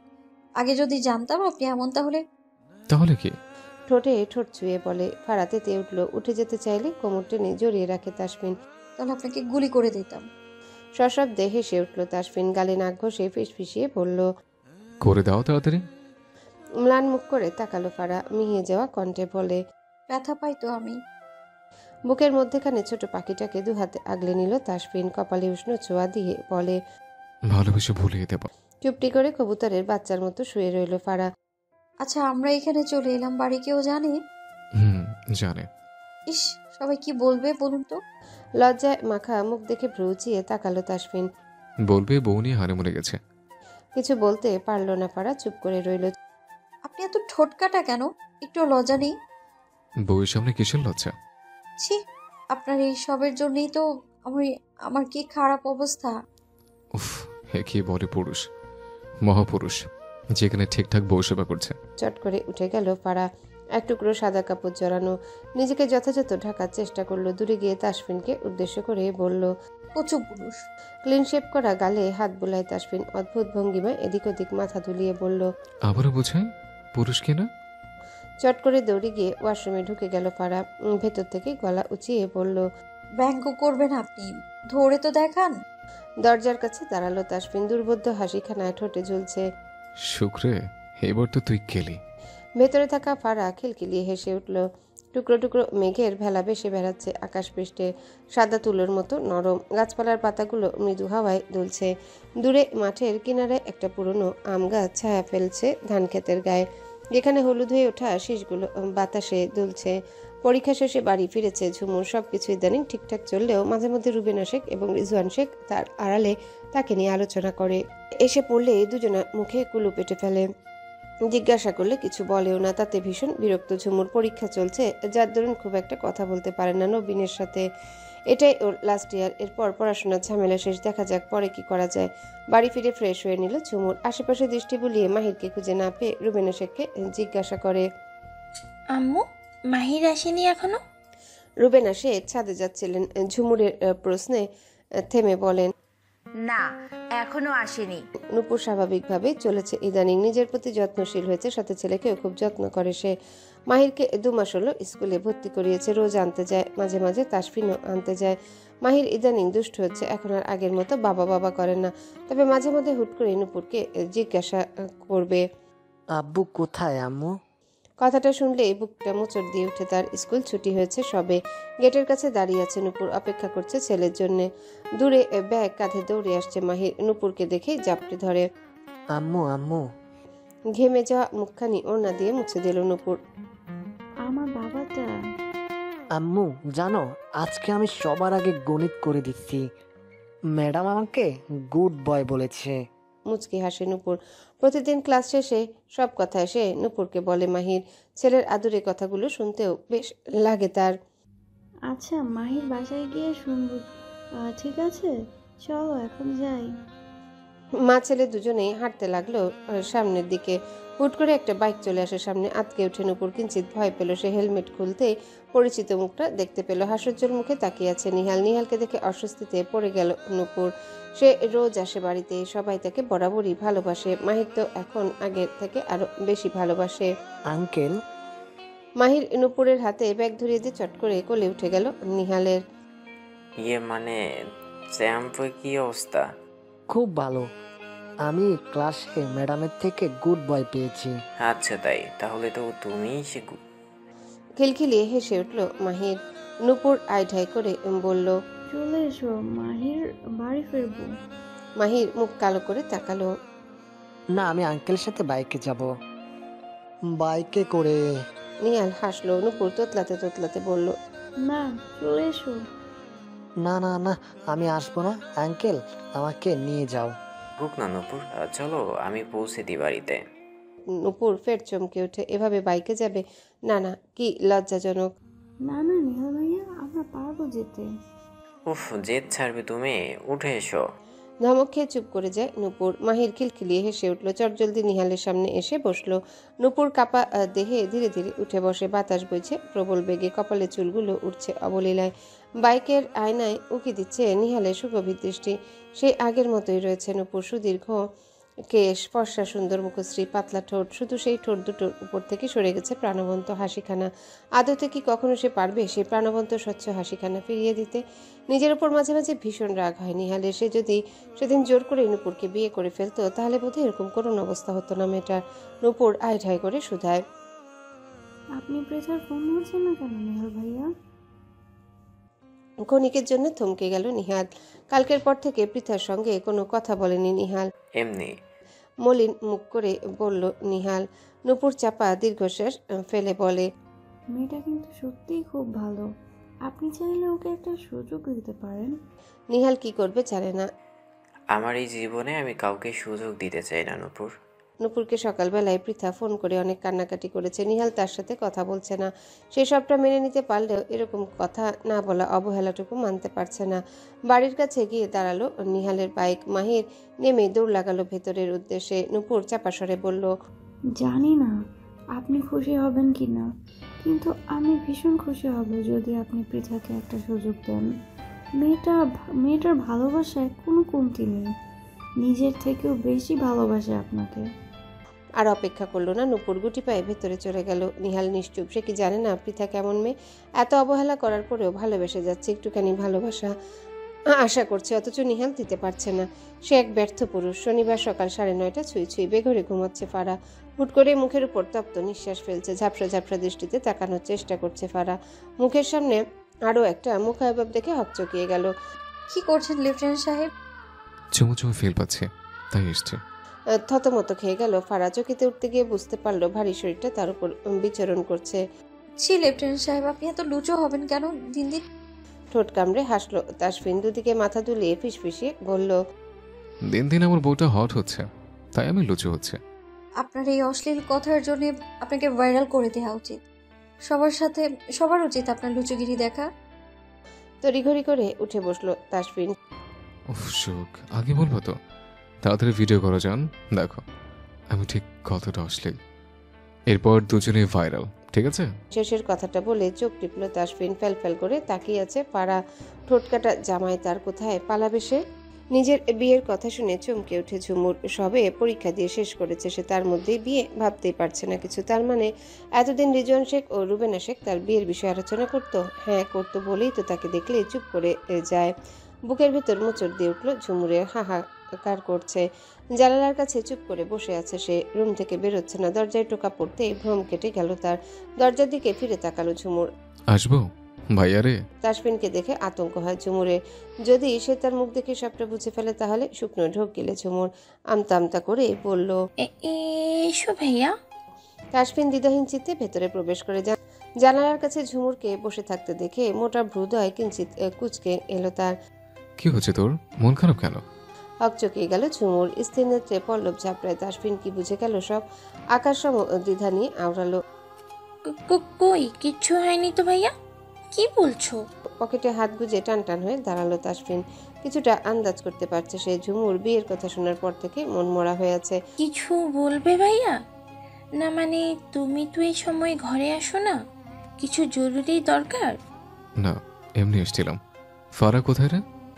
ছোট ভাবি তো কলেজে গেছে। ও। তাসফিন আর কিছু জিজ্ঞাসা করলো না, চুপচাপ বেরিয়ে গেল। যে যা জানতে এসেছি তা বুঝে গেছে। চমৎকার হাসলো সে, সেই হাসিটা রয়ে গেল ঝুমুরের অচিরেই। তাসফিন বের হতে ঝুমুর উঠে ওয়াশরুমে চলে গেল। ফোনটা টুং শব্দে বেজে উঠল। ওয়াশরুম থেকে বেরিয়ে ফোন হাতে নিতে দেখতে পেল নবীন ফোন করেছে। চাপা দীর্ঘশ্বাস ফেলল ঝুমুর। না ধরবে না সে, আর যাই হোক নিজের খুশির জন্য পরিবারকে কষ্ট দিতে পারবে না সে। তুমি কি সত্যি মনে হয় নূপুর আমার পৃথার সাথে কথা বলা উচিত? আবারও মাহিরের স্কুল গেটের কাছে দেখা হলো নূপুরের। নিহালের কথায় সূক্ষ্ম নিঃশ্বাস ফেলল নূপুর। আমি আগেও বলেছি মেয়েটা যথেষ্ট ভালো, তাকে অবহেলা করা উচিত না। এবার আপনি দেখুন কি করবেন নিহাল ভাইয়া। কথাটা বলে স্কুলের ভেতরে মাহিরকে নিয়ে ঢুকলো নূপুর। নিহাল তাকিয়ে আছে নির্নিমেষ, কি করা উচিত বুঝে উঠতে পারছে না। বাইক নিয়ে এগোতে লাগলো। সামনেই তো বাস স্ট্যান্ড, ওখানেই পৃথা কলেজের উদ্দেশ্যে রোজ যাওয়া আসা করে। আজকেও তাই। ওই যে দাঁড়িয়ে আছে পৃথা। পৃথাকে দেখেও না দেখার ভান করে চলে যাবে বলে ঠিক করে নিহাল। আচানক সামনে এসে দাঁড়ায় পৃথা। না চাইতেও থামতে হলো নিহালকে। আমার আপনার সাথে কিছু কথা আছে, মিনমিনিয়ে গলায় বলল পৃথা। নিহাল ভাবলেশীন ভাবে বলল, কি বলবে? তাড়াতাড়ি বলো। পৃথা এক পলক দেখে ওই গম্ভীর থমথমে মুখখানি, অতঃপর আবারও দৃষ্টি নত করে অসহায় কণ্ঠে বলল, সরি, আমি ওই দিন একটু বেশি পাগলামি করে ফেলেছি। আমার বোঝা উচিত ছিল আপনার দিকটা। আমি খুব দুঃখিত। পৃথার গোলগাল মুখখানি খুঁটিয়ে খুঁটিয়ে দেখলো নিহাল। গোল গোল চোখ দুটো, চিকন নাক, ফোলা ফোলা গাল, গোলাপি ওষ্ঠযুগল, পান পাতার মতো মুখশ্রী। এর আগে কখনো এতটা খুঁটিয়ে তাকে দেখেনি নিহাল। মূলত দেখতে ইচ্ছা করেনি কখনো। ওঠো। নিহালের কথার অর্থ বুঝলো না পৃথা। নিহাল আবারও বলল, বাইকে উঠতে বলছে। নিহালের কথায় আশ্চর্য হলো পৃথা, তবে বিনা বাক্য ব্যয়ে উঠে বসলো বাইকে। দ্বিতীয়বার তাকানোর সাহস হলো না তার। ওই গম্ভীর মুখপানে খোলা চুলগুলো অবাধ্যভাবে উড়ে বেড়াচ্ছে। বাইকের আয়নায় আর চোখে তাকায় নিহাল। নত মস্তকে চুপচাপ বসে আছে মেয়েটা, অত্যন্ত নাজুক স্বভাবের। রোদ্দুরে কোথাও টেকা যায় না, এতটা গরম ভাবতেও অবাক লাগে। এই তো কিছুদিন আগে বৃষ্টি হলো, তাহলে এখন আবার সূর্যি মামা দিতে গেল কেন? পাড়া ভেবে পায় না। গম্ভীর মুখ করে তার পরেও ভেবে চলেছে। রাহা আর নেহা দূরে দাঁড়িয়ে ফারাকে খুঁজে চলেছে, কোথাও পাচ্ছে না। অবশেষে দূরে বড় বেঞ্চের উপর বসে থাকা ফারাকে দেখতে পেল। ওই তো ফারা, চল যাই। রাহার কথায় সেদিকে তাকালো নেহা। হ্যাঁ, ওখানে বসে আছে সে। দুজনেই কচ্ছপ গতিতে এগিয়ে গেল। নেহার ঢঙ্গি মার্কা কথা শুনে চিকন নাকের ডগা ফুলে উঠে ফারার। রাগ দেখিয়ে চাটাং করে বলল, এতক্ষণের সময় হলো তোদের আসার? উফ, কখন থেকে অপেক্ষা করছি। 32 পাটি দাঁত দেখিয়ে হেসে ফেলল নেহা। রাহা ধপাস করে বসে পড়ল ফারার পাশে। উফ, আর বলিস না, এই নেহার জন্যই দেরি হয়েছে। আমি তো সেই কখন এসেছি। রাহার মুখে ডাহা মিথ্যা কথা শুনে তেতে উঠল নেহা। রাহাও কম যায় না। আমার বয়ফ্রেন্ড বলছিল আয় কেএফসি যাই, মিথ্যুক নেই। দুজনের ঝগড়া দেখে হতাশ হলো ফারা। চেঁচিয়ে উঠল সে, উফ, থাম তো তোরা, খালি ঝগড়া। এদিকে মামাও আমাদের উপর রাগ দেখাচ্ছে, আর তোরাও। একে অপরের দিকে মুখ চাওয়াচাই করলো রাহা আর নেহা। নেহা সন্দিহান দৃষ্টিতে তাকালো। রাহা শুধুই, মামা? কার মামা? কিসের মামা? আর কিসের রাগ দেখাচ্ছে? কনুয়ে ভর দিয়ে মুখ রাখলো ফারা। মলিন কণ্ঠে বলল, সূর্য মামা, দেখছিস না মামির সাথে রাগ করে আমাদের উপর সেই রাগ মেটাচ্ছে। চোয়াল ঝুলে গেল নেহার। হো হো করে হেসে উঠল রাহা। মামা তুইও না যা বললি। হুট করে দারোয়ান চাচা এগিয়ে এলো ফারাকে উদ্দেশ্য করে বলে, ফাহাম, আপনার জন্য বাইরে কেউ অপেক্ষা করছে। হৃদয় কুঞ্চিত করে তাকালো ফারা। কে এসেছে আঙ্কেল? বলল আপনার হাজবেন্ড। স্থির নেত্রে তাকালো ফারা। এখন কি যাবে? গেলেই তো বাস খাবে। রাহা নাক মুখ কুচকে নিল। আজকে একটা জামাই নেই বলে। রাগে ফুঁসতে ফুঁসতে উঠে দাঁড়ালো ফারা। কলেজ গেটের সামনে নীরবে দাঁড়িয়ে আছে একটা ধবধবে সাদা গাড়ি। গাড়ির স্টিয়ারিং এ বসে আছে তাসফিন শেখ। চোখে মুখে এক ধরনের গভীর স্থিরতা, অথচ ভেতরে যেন এক অলক্ষ্য উচ্ছ্বাসে ভাসছে। শহরের ব্যস্ততার মাঝেও তার উপস্থিতি আলাদা করে চোখে পড়ে। পরিপাটি পোশাক, ঘড়ির প্রতিটা কাটার দিকে তাকিয়ে সময় মাপছে সে। আর সে ক্ষণিক অপেক্ষার মধ্যেও এক অপার্থিব মুগ্ধতা। সে অপেক্ষা করছে তার ফুটফুটে বউটার জন্যে, যে এখনো কলেজের গেটের ভিতরে বন্ধুদের ভিড়ে হেসে উঠেছে নিশ্চয়ই। সে হাসির ছায়া যেন তাসফিনের হৃদয় আগে ভাগে পৌঁছে গেছে। প্রতিদিনের মতো আজও সে এসেছে। সাদা রঙের সালোয়ার স্যুটে ফারা যেন শুভ্রতার এক নীলদীপ্ত প্রতিচ্ছবি। কোমল পায়ে ধীরে ধীরে এগিয়ে আসছে সে কলেজ গেটের ভিড় পেরিয়ে। হঠাৎ চোখে পড়ে দূরে দাঁড়িয়ে থাকা তাসফিন শেখের দিকে। ছায়ার মতো গাড়ির পাশে দাঁড়িয়ে আছে সে। চোখে মুখে একরকম নির্লজ্জ স্থিরতা, ঠোঁটে চাপা হাসি, দৃষ্টি যেন চোখ ছুঁয়ে বুকের গভীরে ঢুকে যায়। তাসফিনের সেই অপলক চাহনিতে ফারার বুকের ভিতর দুরু দুরু কাঁপন জাগে। এমনভাবে তাকানো কি শোভা পায় একজন লেফটেন্যান্টের? উফ, কি অশ্লীল নির্লজ্জলতা তার চোখে! অথচ সেই চোখ থেকে নিজেকে ফিরিয়েও নিতে পারে না ফারা। ঠোঁট কামড়ে নিচু করে ফেলে দৃষ্টি। ছোট ছোট কদম ফেলে এগিয়ে এলো ফারা। গাড়ির সাথে হেলান দিয়ে দাঁড়ালো তাসফিন। অদ্ভুত ভঙ্গিমায় বলে ওঠে, এত সুখ লাগে কেন ওয়াইফি? উফ, তোমাকে দেখে অন্যরকম কিছু ফিলিংস আসে। পিটপিট চোখ করে মুখ তুলে তাকায় ফারা। প্রতি উত্তরে কি বলা যায় অশ্লীল পুরুষকে? কম্পিত স্বরে বলে সে, বাড়ি যাব। নৈশব্দে হাসলো তাসফিন। ঘোর লাগা চাহনি তার। নিচু স্বরে বলে, বাড়ি পর্যন্ত যাওয়ার ধৈর্য হচ্ছে না সুখ। I need you right now. দুহাত ঠোঁট চেপে ধরে ফারা। দম বন্ধ হয়ে আসার উপক্রম তৈরি হচ্ছে। ধমকে সুরে বলে ওঠে, চুপ যান বেশরম লেফটেন্যান্ট সাহেব। এত অশ্লীল কেন আপনি? গা দুলিয়ে হেসে উঠল তাসফিন। হাসকি টুনে বলল, আমার ধৈর্যের পরীক্ষা নিও না জান। Just so you know, this time the dose won't be easy to handle. লজ্জায় কান্দে রীতিমতো ধোয়া বেরোচ্ছে ফারার। ভয়ে চট করে গিয়ে গাড়িতে উঠে বসলো সে। যতক্ষণ দাঁড়িয়ে থাকবে কিছু না কিছু বলবে এই ঠোঁট কাটা লেফটেন্যান্ট। গাড়ি চলছে আপন গতিতে। চুপটি করে বসে আছে ফারা। কথা বললেই সে শুরু করে দিবে। সুন্দরী, কথা বলে কিছু? ঠোঁট কামড়ে অস্থিরতা দমানোর চেষ্টা করছে। আর চোখে কয়েকবার তার স্নিগ্ধ মুখশ্রী পরখ করে পাশের পুরুষটি। ত্রস্তবেগে গাড়ি থামলো হুট করে। আকস্মিক ব্রেক কষাতে কিছুটা সামনের দিকে চলে এলো ফারা। নিরিবিলি জায়গা, আশেপাশে গাড়ি ঘোড়া কিছুই নেই। গাড়ি তো দূরে থাক, একটা কুকুর বিড়াল পর্যন্ত নেই। ফারা সন্ধানী দৃষ্টিতে তাকালো আশেপাশে। জায়গাটা সে চিনে না। এতক্ষণে লক্ষ্য করেছে বিষয়টা। নিরিবিলি গলিপথে হঠাৎ গাড়ি থামিয়ে দিল তাসফিন। ফারা কিছুই বুঝে উঠতে পারছে না। এমন নির্জন জায়গায় থেমে পড়ার মানে কি? চারিপাশ নিস্তব্ধ। কেবল গাড়ির হালকা ইঞ্জিন ঘরের গুঞ্জন যেন তার বুকের ভিতর ধুকপুকানি শব্দে মেতে উঠেছে। ভীত চোখে তাসফিনের দিকে তাকায় ফারা। গলাটা শুকিয়ে এসেছে তার। কাঁপা কাঁপা স্বরে প্রশ্ন করে, গাড়ি থামালেন কেন? তাসফিনের ঠোঁটে খেলে যায় এক অদ্ভুত রহস্যময় হাসি। চোখে এক ঝলক বিদ্যুৎ, যেন কিছু একটার পূর্বাভাস। ধীরে হাত বাড়িয়ে গাড়ির জানালা বন্ধ করে দেয়। সে মুহূর্তে চারপাশ আরো গম্ভীর, আরো বদ্ধ হয়ে ওঠে। ফারা আতকে উঠে দরজা খুলে পালানোর চেষ্টা করে, কিন্তু তার আগে তাসফিন কোমর পিছিয়ে তাকে টেনে নেয় নিজের কোলে।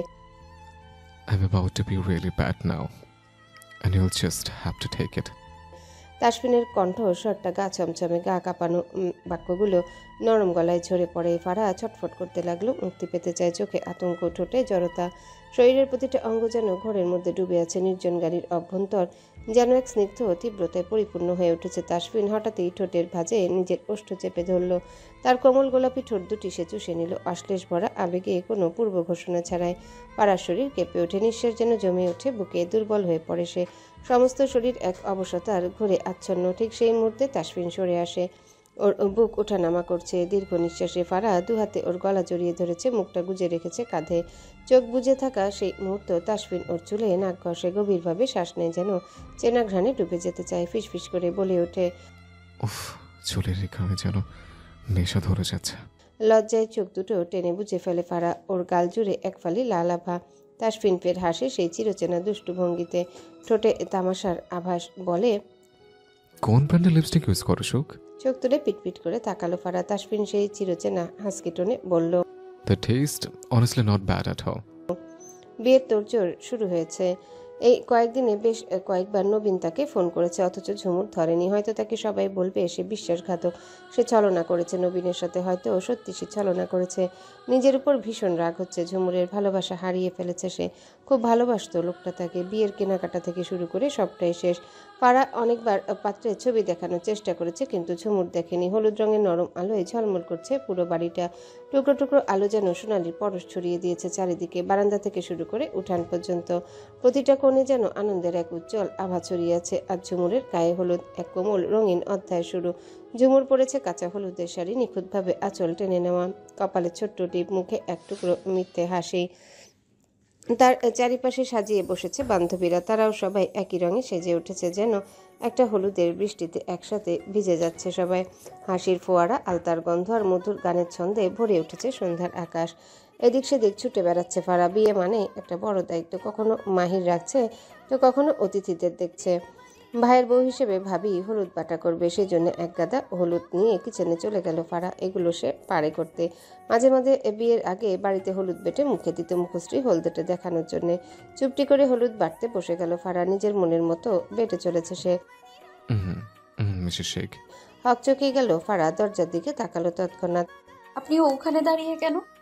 চোখ তুলে তাকালো ফারা। তাসফিন এখনো ট্রাউজার আর টি শার্ট পরে আছে। নাক মুখ কুচকে নিল ফারা। আপনি এখনো তৈরি হননি? সবাই তো চলে আসবে, আপনি এখনো রেডি হননি কেন? দরজায় হেলান দিয়ে দাঁড়ালো তাসফিন, দু হাতে ভাঁজ করে বুকে গুজে। আপনি সে তৈরি করে দিয়েছেন মিসেস শেখ। আপনার ছোঁয়া পেতে ব্যাকুল আমি। তাসফিনের লাগামহীন কথায় নিঃশ্বাস বন্ধ হয়ে আসার উপক্রম। ফারার হলুদ বাটায় মন দিল সে। কড়াভাবেই বলল, একদম দুষ্টুমি করবে না লেফটেন্যান্ট সাহেব। যান তো, গিয়ে চট করে রেডি হয়ে আসুন। আম্মু আপনাকে যে পাঞ্জাবিটা দিয়েছে সে ওয়ার্ড্রোবে রাখা আছে, নিয়ে নেবেন আপনি। যান যান, আমাকে কাজ করতে দিন। মুখাবব জুড়ে গাম্ভীর্য ভাব দেখা দিল তাসফিনের। ন্যায় চোখ পাকিয়ে তাকালো সে। ফারা দ্বিতীয়বার লোকটার দিকে তাকানোর সাহস করলো না। তাসফিন চুপচাপ বেরিয়ে গেল সেখান থেকে। লম্বা নিঃশ্বাস ফেলে ফারা হাফ ছেড়ে বাঁচল যেন। আহমেদ পরিবারের সবাই কাল আসবে, পরিবারের সবাই আসবে ভাবতেই মনটা নেচে উঠছে ফারার। একটু পরে গায়ে হলুদের অনুষ্ঠান শুরু হবে। হলুদ রঙা শাড়ি পরেছে স্নেহা, শাড়িটা দিয়েছে আরিয়ান। হলুদের অনুষ্ঠানে যাবে বলে তৈরি হচ্ছে সে। আয়নার সামনে দাঁড়িয়ে চুলগুলো বেঁধে নিল সে। নিজেকে পরখ করে দেখে নিল সবটা ঠিক আছে কিনা। আয়নার দিকে তাকাতে শরীরের প্রতিটা কোষ বিভাজন অস্থির হয়ে উঠছে। পিছনে হলুদ রঙা ফতুয়া পরিহিত পুরুষটি তার দিকে গভীর চোখে তাকিয়ে আছে। অ্যাডাম স্যাপেল কেঁপে উঠল তার স্ত্রী, যার সৌন্দর্যে বিমোহিত হচ্ছে আরিয়ান। এদিক সেদিক তাকিয়ে নজর সরানোর চেষ্টা করেও ব্যর্থ হচ্ছে সে। আরিয়ানের দৃষ্টি স্নেহার উপর স্থির। তাতে এক অপার বিস্ময় আর অনির্বচনীয় মুগ্ধতা, যেন চোখে চোখে একটা অনুচ্চারী প্রণয় কাব্য। প্রতিটা চাহনি যেন স্নেহার হৃদয়ে ঢেউ তোলে। স্নেহা লজ্জায় মুখ নামিয়ে নেয়, দৃষ্টিপাতের উত্তাপে গাল দুটো রক্তিম। আশেপাশে তাকিয়ে নিজেকে লুকাতে চায়, কিন্তু আরিয়ানের চোখ এড়ানো যেন অসম্ভব। হঠাৎই আরিয়ানের দৃষ্টি পড়ে স্নেহার ব্লাউজের খুলে যাওয়া ফিতেতে। এক মুহূর্ত দেরি না করে দ্রুত এগিয়ে এসে তা ধরে ফেলে সে। অপ্রস্তুত হয়ে পিছু হটে স্নেহা। চোখে বিস্ময়ে কাপা কণ্ঠে প্রশ্ন করে সে, কি করছেন? আরিয়ানের ঠোঁটে খেলে যায় এক দুষ্টু হাসি। ভালোবাসবো। স্নেহার মনে হয় কান দুটোতে আগুন লেগে গেছে। লজ্জা, রাগ আর অপার বিস্ময়ে ঠোঁট কাঁপছে তার। এমন নির্লজ্জ স্পষ্টতা, কিন্তু কে জানে সেই সরল স্বীকারোক্তির মাঝে হয়তো কোনো নির্মল আবেগ খেলে যাচ্ছে। ধীরে, খুব ধীরে, অপার মনোযোগে ব্লাউজের ফিতেটা বেঁধে দিচ্ছিল আরিয়ান। স্নেহার উন্মুক্ত পিঠের মসৃণ ত্বক যেন তার চোখে আগুন ধরিয়ে দিল। গলা শুকিয়ে এলো। অজান্তে এক গাল ভরা নিঃশ্বাস ফেলে সংবরণ করলো নিজেকে, কিন্তু সেই সংযমের পর্দা টানলেই ছিঁড়ে যায়। ঝুঁকে পড়ল সে খুব কাছে, আরও কাছে। চোখের পলকে ঠোঁট ছুঁয়ে গেল স্নেহার পিঠের ত্বক। নিঃশব্দে নিঃসীম গভীর আবেশী চুমু এঁকে দিল সে, যেন ভালোবাসার সিলমোহর। স্নেহা থমকে দাঁড়িয়ে থাকলো। তার হৃদয় জুড়ে কাঁপন, নিঃশ্বাস জুড়ে ঝড়। I love you ma'am. চোখ দুটো খিচিয়ে বুঝে নিল স্নেহা। দুহাত পিছন থেকে জড়িয়ে আছে আরিয়ান। আকস্মিক সামনে ফিরে পুরুষ্টু বক্ষে মুখ লুকায় স্নেহা। সহসা হেসে ফেলল আরিয়ান। লজ্জায় আড়ষ্ট স্নেহা। ক্লান্ত শরীর আর এলোমেলো ভাবনা মাথায় নিয়ে ফারা ধীরে ধীরে রুমের দিকে এগিয়ে গেল। বাইরে এখনো হলুদ রঙে রাঙা চারিপাশ। কানে আসছে গান আর কোলাহলে টুকরো টুকরো আওয়াজ। শরীরে এখনো লেগে আছে হলুদের ঘ্রাণ। সকালের শাড়িটা প্রায় অকার্যকর হয়ে পড়েছে হলুদে ভিজে। তাই রুবেন এসেকে দেওয়া নতুন হলুদ পাড়ের থোকা থোকা ফুল আঁকা শাড়িটাই পরার সিদ্ধান্ত নিল সে। রুমের দরজাটা ঠেলেই ভেতরে ঢুকলো ফারা, কিন্তু এক পা এগোতেই পায়ের গতি থেমে গেল। চোখ স্থির, হৃৎপিণ্ডে এক অনাহুত ধাক্কা। ভ্রু কুচকে তাকালো সে সামনে, যেন চোখের সামনে ঘটে যাওয়া দৃশ্যটা বুঝে ওঠার চেষ্টা করছে। রাগে দুঃখে জ্বলে পুড়ে যাচ্ছিল ফারার ভেতরটা। মুখ ভার করে রুমে ঢুকে চোখে পড়ল বিছানার উপরে লম্বালম্বি হয়ে শুয়ে আছে তাসফিন। যেন কোনো দুঃসাহসিক অভিযানে নয়, পৃথিবীর সমস্ত ক্লান্তি বুকে নিয়ে শুয়ে থাকা এক যোদ্ধা। অথচ আজ তার গায়ে হলুদের দিন। এই উদাসীনতায় অবাধ্য জেদ সবই যেন তাসফিনের। এটা কেমন কথা? তার ভালোবাসার কি এক ঠান্ডা দেয়ালে এসে ধাক্কা খাচ্ছে বারবার। গলা নামিয়ে বলল সে, খুব তবু তীক্ষ্ণ কাঁটার মতো ছুঁয়ে গেল কথাগুলো। ও লেফটেন্যান্ট সাহেব, আপনি এখন রেডি কেন হননি? কখন বলেছিলাম রেডি হতে? তাসফিন মুখ ফিরিয়ে তাকালো তার দিকে, কপালে বিরক্তির রেখা, চোখে কোনো উত্তর নেই, শুধু নিঃসীম নীরবতা। কোনো শব্দ না করে চোখ ফিরিয়ে নিল আবার, যেন ফারার বলা সব কথা বাতাসে মিলিয়ে গেল। ফারার বুকের ভেতরটা হঠাৎ খুব ভারী লাগলো। একটা দীর্ঘশ্বাস ফেলে অসহায়ের মতো হাত ধরে টেনে বসালো তাকে বিছানা থেকে। উঠুন না, সবাই তো বাইরে আপনার অপেক্ষায়। দেখুন এখনো রেডি হননি আপনি। তাসফিন নিঃস্বার দৃষ্টিতে ফারার চোখের দিকে তাকিয়ে আবার গা ছাড়া ভঙ্গিতে শুয়ে রইল। এই অনাগ্রহ, এই নির্লিপ্ততা সব মিলে যেন ফারার ভেতরটা প্রাচীরটা ভেঙে যেতে লাগলো। ধীরে ধীরে কণ্ঠস্বর কেঁপে উঠল অনুরোধে। এমন কেন করছেন? উঠুন প্লিজ। পারবো না। নির্লিপ্ত ভঙ্গিতে জবাব দিল তাসফিন। রাগে চিকন নাকের ডগা ফুলে উঠে ফারার। চাপা রাগ দেখিয়ে বলল, কেন পারবেন না? এমন কেন করছেন? রাগে চোখ করে তাকালো তাসফিন। চুপসে গেল ফারা। ওয়ার্ড্রপ থেকে তার হলুদ রঙা পাঞ্জাবিটা বের করে ওয়াশরুমে দিয়ে দিল। আমাকে জ্বালাতে ভালো লাগে আপনার? সব সময় কেন এমন করেন আপনি? প্রত্যুত্তরে কিছু বলল না তাসফিন। ফারা টেনে দাঁড় করালো। লম্বা পুরুষকে, শক্তপোক্ত দেহের পুরুষকে সামলাতে কত কষ্ট হয় ফারার। এবার যান, গিয়ে রেডি হয়ে আসুন। পারবো না। নাকচ করে তাসফিন। এবারেও রাগ হলো ফারার, কিন্তু সে চেয়েও রাগ করতে পারছে না। ঠেলিয়ে ধাক্কিয়ে ওয়াশরুমে নিয়ে গিয়ে শাওয়ার অন করে দিল। তার পার্সোনাল বডি ওয়াশ নিয়ে মাখিয়ে দিল তাসফিনের শরীরে। সব সময় এমন করতেই হবে আপনার? আমি বললাম পারবো না আসতে, আপনাকে রেডি হতে বলেছিলাম, অথচ আপনি রেডি হলেন না, একটা কথাও শোনেন না, সব সময় নিজের মর্জি মাফিক চলেন। এমন কেন লেফটেন্যান্ট সাহেব আপনি? আমার কেন এত জ্বালান? এতক্ষণে মুখ তুলে তাকায় ফারা। ঘোর লাগা দৃষ্টিতে তাকিয়ে আছে তাসফিন। সে মোটেও খেয়াল করেনি তাসফিনের সাথে সাথে সে নিজেও ভিজে গেছে। ভয়ে টুপ করে সরে গিয়ে বডি ওয়াশ জায়গা মতো রেখে আমতা আমতা করে বলল, করে নিন গোসল, আপনি বের হলে আমি। তাসফিনের দৃষ্টি এড়াতে পারছে না ফারা। পলক্ষীন চোখে তাকিয়ে আছে এখনো। ফাঁকা ঢোক গিলে ফারা। ওয়াশরুম থেকে বেরোতে গেলে আটকে পড়ে বলিষ্ঠ হাতের বাঁধনে চমকে উঠে ফারা। থরথরিয়ে কেঁপে উঠল সর্বাঙ্গ। দেহের সাথে মিশিয়ে নিল ফারাকে। ছটফট করছে ফারা। ছাড়ুন ছাড়ুন, কি করছেন লেফটেন্যান্ট সাহেব? ছাড়ুন প্লিজ। I can't. কথাটা বলেই ওষ্ঠজোড়া নিজের দখলে নিয়ে নিল অবাধ্য তাসফিন শেখ। সর্বাঙ্গ কেমন অসাড় হয়ে আসছে পারার। নিজেকে ছাড়ানোর চেষ্টা করেও ব্যর্থ হলো। দুর্বল হয়ে নিজের সম্পূর্ণ ভারটা ছেড়ে দিল তাসফিনের উপর। তার সাথে সাথে নিজের ধৈর্যটুকু হারিয়ে ফেলে তাসফিন শেখ। সম্পূর্ণরূপে নিজের সাথে মিশিয়ে নেয় প্রণয় কন্যাকে। আলগোছে কোলে তুলে এগিয়ে গেল বাথটাবে। উষ্ণ ছোঁয়া এঁকে দিল কপালের মধ্যেখানে। আবেশে চোখ জোড়া বুঝে নিল ফারা। কমান্ডার, এমন কেন আপনি? এর চেয়ে ভয়ঙ্কর। পিটপিট চোখ করে তাকালো ফারা। তাসফিনের প্রশস্ত চোখের চাহনি নারীসত্তা কাঁপিয়ে তুলে। তাসফিন একটু করে এগুতেই অস্থির কণ্ঠে ফারা বলে ওঠে, না না। ইয়েস। আপনি ইচ্ছে করে এতক্ষণ ভনিতা করছিলেন? আই এম সরি সুখ, তোমার সান্নিধ্য পেতে একটু তো ভনিতা করতেই হবে। দুপুর গড়িয়ে এসেছে নিঃশব্দ এক অবগাহনে। রোদে ঝলমল করছে উঠোনের এক এক কোণ, যেন সোনালি আলোয় রাঙিয়ে তুলেছে গায়ে হলুদের প্রতিটি স্পর্শ। ঘরে বাইরে ব্যস্ততার ছায়া লেগে আছে। চলছে মেহেদি বোনার প্রস্তুতি। গন্ধে ভরে আছে হলুদের সুরভি। গোসল শেষ করে বাইরে এসছে ফারা। আয়নার সামনে দাঁড়াতে পারছে না সে। রাগে দুঃখে হাত পা ছড়িয়ে কাঁদতে মন চাচ্ছে তার। আচ্ছা, একটা লোক এত দুষ্টু কি করে হতে পারে? ফাজিল লেফটেন্যান্ট সাহেব তাকে জ্বালিয়ে শেষ করে দিচ্ছে, তাও সত্যি সে যে বেঁচে আছে, এটাই তো বড় কথা। অন্য কোনো স্ত্রী হলে এতদিনে অবাধ্য লাগামহীন স্বামীর অত্যাচারে পগার পার হয়ে যেত। রাগে দুঃখে কোনো রকমে শাড়িটা পেঁচিয়ে নিল ফারা। সাজটাও খুব কম, অল্প একটু লিপস্টিক আর ক্রিম লাগিয়েছে সে। পেছনে ফিরতে দু কদম পিছিয়ে গেল সে। ভয়ার্থ দৃষ্টিতে তাকালো সামনের পুরুষের দিকে। পাঞ্জাবির হাতা গুটিয়ে ক্লিন শেপ করা গালে হাত বুলিয়ে বলল, ওহ সুখ, তুমি ইচ্ছে করে এমন করে কেন বলো তো? চমকে উঠে ফারা। নিজ অজান্তে কি কোনো ভুল করেছে? কিন্তু কই, কিছু তো মনে পড়ছে না। আমি কি করেছি? গা দুলিয়ে হেসে উঠল তাসফিন। দুপা এগিয়ে এসে নিচু স্বরে বলল, এই যে এত সাজসজ্জা করেছো, এগুলো আমার ভীষণভাবে খেটে দিতে ইচ্ছে করছে। চোখ দুটো যেন মণিকোঠা থেকে বেরিয়ে আসবে। এবার পিছনের আঁচল টেনে সামনে নিয়ে এলো ফারা। তোতলাতে তোতলাতে বলল, দেখুন লেফটেন্যান্ট সাহেব, এটা মোটেও ভালো হচ্ছে না। আপনি কিন্তু একবার এমনিতেও আমাকে ঘেঁটে দিয়েছেন, আমি কিন্তু এবার আপনাকে মেরে দেব। অবাধ্য পুরুষ কারো কথাই শুনে না, এবারেও তাই। এগুতে লাগলো ফারার দিকে, পা অনুযায়ী পিছিয়ে যাচ্ছে ফারা। পালাতে হবে তাকে, আর একবারও এই পুরুষকে সইতে পারবে না সে।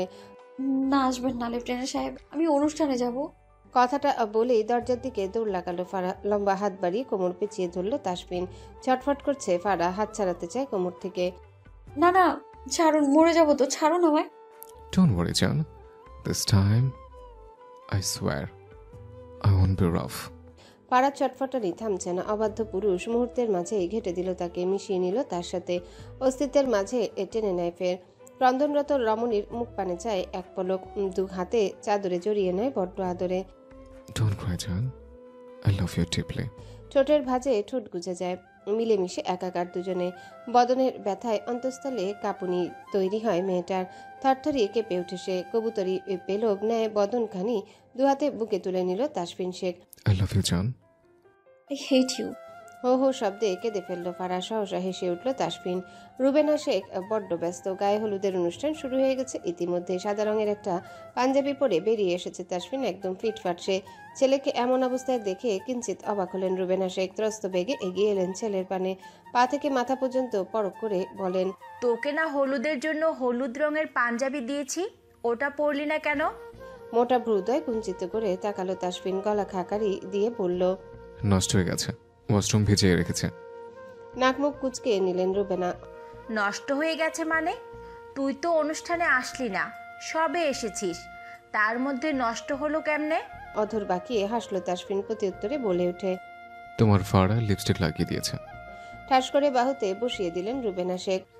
একদম ফাজলামি করবি না তাসফিন, যা ফারাকে বল নূপুর অনেকক্ষণ ধরে ওকে খুঁজছে, তাড়াতাড়ি আসতে বল। উপরের ঠোঁট দিয়ে নিচের ঠোঁট চেপে ধরে ভাবনায় পড়ে গেল তাসফিন। কি রে, দাঁড়িয়ে আছিস কেন? ফাড়া অসুস্থ আম্মু, তাই আসবে না। রাগে গজগজ করে উঠেন রুবেনা শেখ।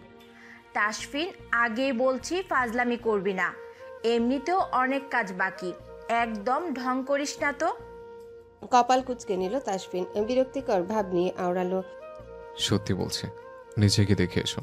প্রচন্ড রেগে গেছেন রুবেনা শেখ। ত্রস্ত পায়ে তাসফিনের রুমের দিকে এগোতে লাগলেন। দরজায় টোকা দিতেই নড়ে চড়ে সেদিকে তাকালো ফারা। কে? আমি ফারা, দরজাটা খুলে দে আম্মু। চোখ দুটো আকারে বড় হয়ে আসে ফারার, কাঁপতে লাগলো রীতিমতো। বিছানায় শুয়ে আছে সে, নাড়াচাড়া করার শক্তিও নেই তার মধ্যে। এক টুকরো সাদা কম্বলের নিচে নিজেকে ঢেকে রেখেছে। এই মুহূর্তে রুবেনা শেখ চলে আসবেন তা আশা করেনি ফারা। কি বলবে না বলবে ভেবে পাচ্ছে না সে। আম্মু, দরজা খোলা আছে, ভেতরে এসো। দরজাটা ঠেলে ভেতরে আসলেন রুবেনা শেখ। ফারাকে বিছানায় শুয়ে থাকতে দেখে চমকে ওঠেন। এ কি কাণ্ড, তুই শুয়ে আছিস কেন? কি হয়েছে? আসলে আম্মুর শরীরটা খুব খারাপ লাগছে, আমার জ্বর জ্বর লাগছে। কপালে হাত ছুঁয়ে দেখেন তিনি সত্যি শরীর গরম হয়ে আছে। কপাল চাপড়াচ্ছেন রুবেনা শেখ। এসব কখন? জ্বর উঠছে তো, তুই যে কি করিস? দরজায় হেলান দিয়ে বুকে হাত গুজে দাঁড়িয়ে আছে তাসফিন, ঠোঁটের কোণে দুষ্টু হাসি খেলা করছে। চোখ পাকিয়ে তাকালো ফারা। এই অবাধ্য লেফটেন্যান্ট সাহেবের জন্য আজকে তার এই অবস্থা। কান্না পাচ্ছে প্রচুর, কাউকে বলতেও পারছে না এই লজ্জার কথা। রুবেনা শেখ লক্ষ্য করলেন কম্বল দিয়ে নিজেকে রীতিমতো পেঁচিয়ে ফেলেছে ফারা। এসব কি করছিস? এই গরমে কম্বল নিয়েছিস কেন? থতমত খেয়ে গেল ফারা, আমতা আমতা করে বলল, আমার শীত লাগছে খুব। পেছনে দাঁড়িয়ে থাকা তাসফিন ঠোঁট টিপে হাসলো। প্রশান্তি লাগছে তার, তাকে চেনা বড্ড কঠিন। তার সুখকে যে আর কত কি সহ্য করতে হবে একমাত্র সেই জানে। কাদো কাদো ভঙ্গিতে তাকালো ফারা, চোখ টিপে তাসফিন। রুবেনা শেখ না থাকলে হাত পা ছড়িয়ে কেঁদে ফেলতো ফারা। লেফটেন্যান্ট সাহেব তাকে বড্ড চালাচ্ছে। ওর একটু খেয়াল রাখিস তাসফিন, দরকার নেই বাইরে কোলাহলের মধ্যে যাওয়ার। তাসফিন বাচ্চা বাচ্চা মুখ করে বলল, আমি তো অনেক খেয়াল রাখি আম্মু, তোমার ফারা তো আমার কথাই শোনে না। চোখ পাকিয়ে তাকালো রুবেনা শেখ ফারার দিকে। একদম ঢং করবি না ফারা, চুপচাপ তাসফিন যা বলে তাই শুনবি। রাগে ফুঁসতে লাগলো ফারা। একেই বুঝি বলে শেয়ালের কাছে মুরগি বর্গা দিয়ে যাওয়া। তাসফিন আস্ত একটা শেয়াল, আর সে নিষ্পাপ একটা মুরগি, যাকে তারই শাশুড়ি অজান্তেই বর্গা দিয়ে চলে গেছে। বিয়ে বাড়ি মানেই যেন এক টুকরো জীবন্ত উৎসব। চারিপাশে রঙের ছটা, গন্ধে ভেসে বেড়ানো ফুল আর মশলার মিশ্র ঘ্রাণ। আর তার ফাঁকে ফাঁকে ছুটে চলা কচিকাচার দল হেসে খেলে দৌড়ে বেড়ায় সারাক্ষণ। ওদের কণ্ঠে যেন অনর্গল এক আনন্দধ্বনি, যা পুরো বাড়িটাকে প্রাণময় করে তোলে। অন্দরমহলে চলছে টুকটাক সাজসজ্জা, বউ মেয়েরা ব্যস্ত রান্নাঘরের যুদ্ধভূমিতে, আবার কেউ কেউ ঘন হয়ে বসেছে আড্ডার আসরে। মুখরতায় হারিয়ে যাচ্ছে সময়। আপু, তোমায় কি সুন্দর লাগছে। ফারার কথায় জোরপূর্বক হাসার চেষ্টা করলো ঝুমুর। বিয়ের কনে সে, লাল লেহেঙ্গা পরেছে সে, গয়নাগাটি সবকিছু দিয়ে সাজানো হয়েছে তাকে। ঝুমুর অপেক্ষা করছে কখন ফারার আম্মু আব্বু আসবে। ওরা আসলেই তো নবীনকে এক পলক দেখতে পাবে সে। আচ্ছা ছোট ভাবি, তোমার বাড়ির লোকজন এখনো আসেনি? ফারার হাতে চুরি পড়তে পড়তে বলল, এসে যাবে একটু পরে, বলো রাস্তায় আছে। ওহ, ছোট্ট করে জবাব দিল ঝুমুর। খালামণি। দরজা ঠেলে ভেতরে চলে এলো মাহির, এসে জড়িয়ে ধরে ঝুমুরকে। মনি, আজকে তোমার বিয়ে, আমি অনেক মজা করব। আধো আধো কণ্ঠের কথাগুলো শুনে মৃদু হাসলো ঝুমুর। ফারা এককাল হেসে কোলে তুলে নিল মাহিরকে। শুধু তুমি না, আমরা সকলেই মজা করব বাবা। গালে টুপটুপ করে চুমু খেলো ফারা। নুপুর ভেতরে এলো, সঙ্গে আছে তাসফিন। বোনকে দেখতে এসেছে এক পলক। তাসফিনকে দেখে অন্তরাত্মা কেঁপে উঠল ফারার।